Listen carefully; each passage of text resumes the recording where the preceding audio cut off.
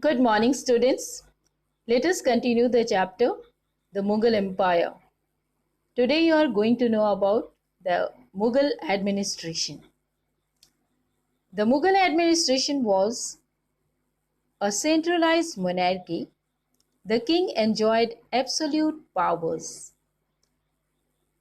So it was divided into two parts, the central administration and provincial administration. Central administration was just like today's union or central government. The king was the head of civil and military administration.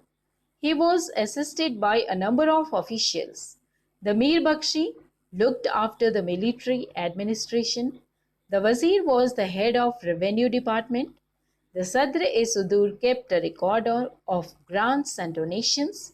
And Khan-e-Saman looked after the needs of the royal household.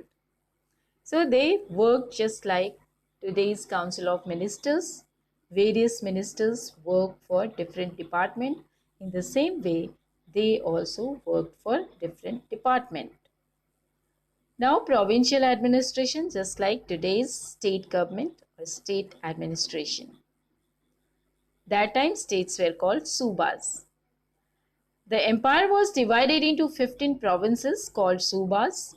Each suba was governed by a subedar. Each suba was divided into districts and each district into parganas.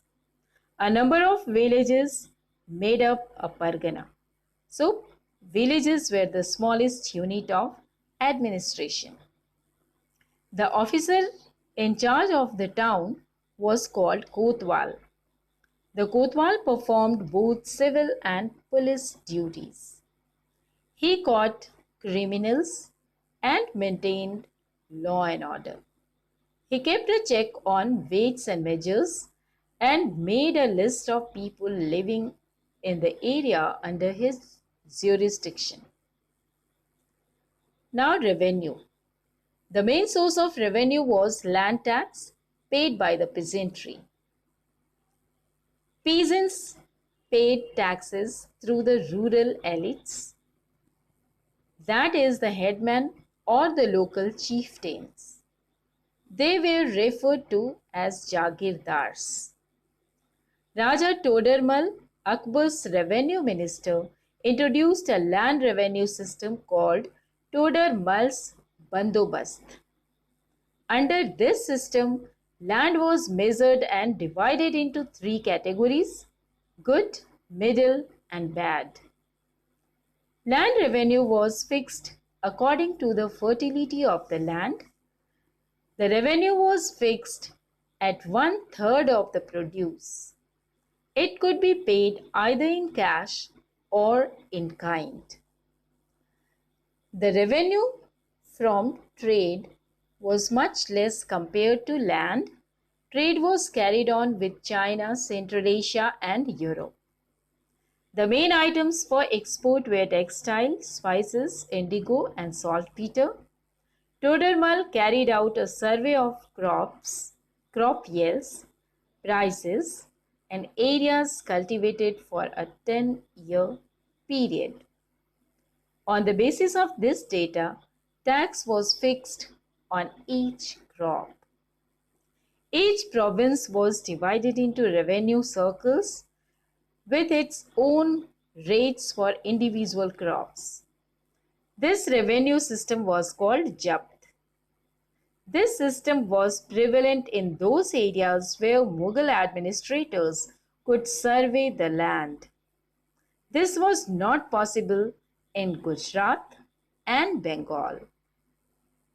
In some areas, the Jamindars became very powerful and rebelled against Mughal authority on account of exploitation by Mughal administrators.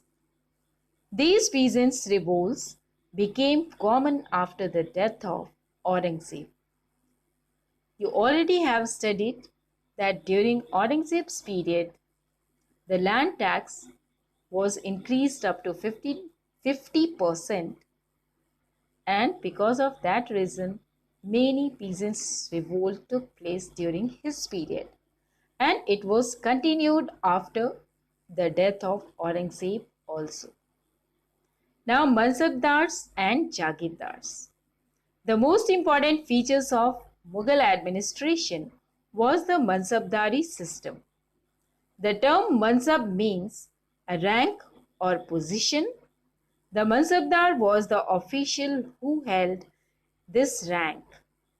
This system was introduced by Akbar.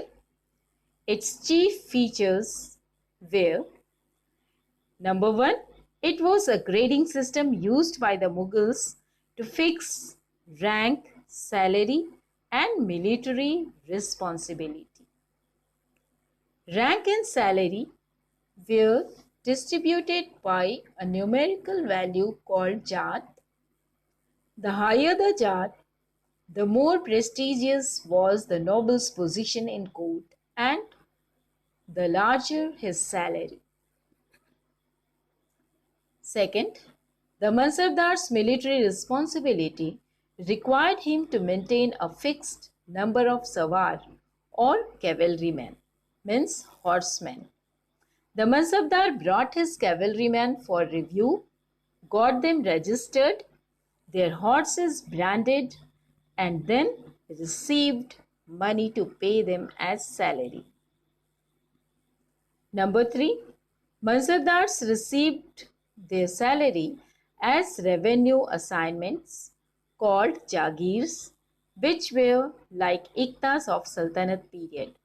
But unlike Muktis, holder of Ikta, most Mansabdars did not actually reside in or administer their Jagirs. They only had rights to collection of revenue, which was done by their officials, which the Mansabdars themselves served in some other areas. Number 4, in Akbar's reign, the Jagirs were carefully assessed. Hence, the revenue were roughly equal to the salary of the Mansabdar.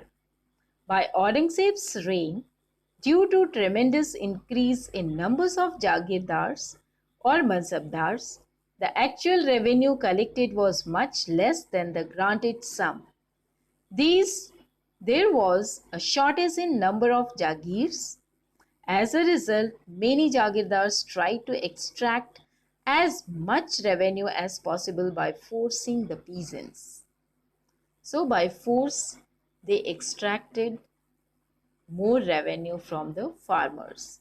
Thus, peasants suffered, and Jagirdari crisis accentuated the fall of the mighty Mughal Empire. So, because of all these reasons, slowly Mughal Empire came to an end.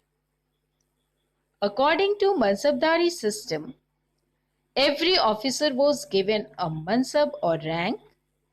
A Panch Hazari Mansabdar had to maintain 5,000 troops, means 5,000 soldiers.